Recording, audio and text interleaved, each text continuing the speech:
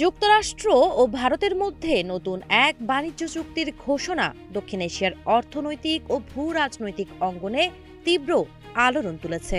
গেল সোমবার মার্কিন প্রেসিডেন্ট ডোনাল্ড ট্রাম্প ঘোষণা দেন ভারতীয় পণ্যের ওপর যুক্তরাষ্ট্রের আরোপিত শুল্ক হার ৫০% থেকে কমিয়ে ১৮%-এ নামিয়ে আনা হবে। এর বিনিময়ে ভারত রাশিয়া থেকে তেল কেনা বন্ধ করবে এবং যুক্তরাষ্ট্রের পণ্যের জন্য নিজ দেশের বাজার আরও উন্মুক্ত করবে। ট্রাম্প বরাবরের মতোই বড় এই ঘোষণা দেন তার মালিকানাধীন সামাজিক যোগাযোগ মাধ্যম ট্রুথ সোশ্যালে। ঘোষণার আগে ভারতের প্রধানমন্ত্রী নরেন্দ্র মোদীর সঙ্গে তার ফোন আলাপ হয়।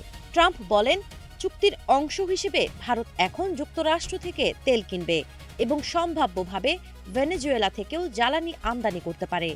এর আগে তিনি স্পষ্ট করে বলেছিলেন, ভারত আর ইরানের নয়, ভেনেজুয়েলার তেল কিনবে। এ পর্যন্ত ভারতীয় পণ্যের উপর আরোপিত মোট ৫০% শুল্কের মধ্যে ২৫% ছিল পাল্টা শুল্ক এবং বাকি ২৫% রাশিয়া থেকে তেল কেনার শাস্তিমূলক জরিমানা। হোয়াইট হাউসের এক কর্মকর্তা রয়টার্সকে জানিয়েছেন, রাশিয়ার তেল কেনার কারণে আরোপ করা অতিরিক্ত ২৫% শুল্ক পুরোপুরি প্রত্যাহার করা হচ্ছে। চুক্তির পর ভারতের ওপর যুক্তরাষ্ট্রের কার্যকর শুল্ক হার দাঁড়াবে ১৮%, যা পাকিস্তান ১৯%, বাংলাদেশ ২০% এবং চীন ৩০ থেকে ৩৫% কম। ভারতের নিযুক্ত মার্কিন রাষ্ট্রদূত সার্জিও গোরো ভারতীয় গণমাধ্যমকে এ ইঙ্গিত দিয়েছেন। প্রধানমন্ত্রী নরেন্দ্র মোদী এক্সে দেওয়া পোস্টে ট্রাম্পকে প্রিয় বন্ধু আখ্যা দিয়ে শুল্ক কমানোর সিদ্ধান্তের জন্য কৃতজ্ঞতা জানান।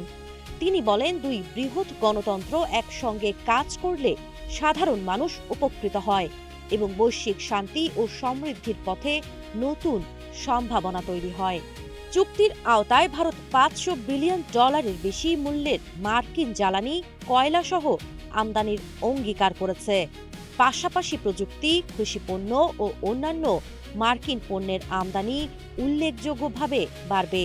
ট্রাম্পের দাবি, ভারত শুল্ক ও অশুল্ক বাধা শূন্যের কাছাকাছি নামিয়ে আনতে সম্মত হয়েছে।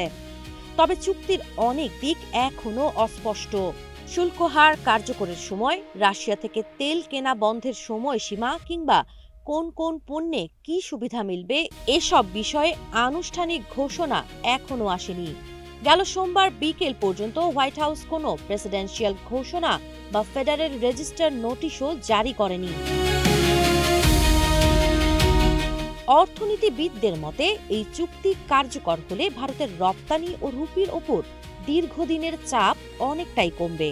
তবে কূটনৈতিক হিসাব নিকাশে রাশিয়া ও আঞ্চলিক শক্তিগুলোর প্রতিক্রিয়া কোন দিকে যায়, সেদিকেই এখন তাকিয়ে বিশ্ব।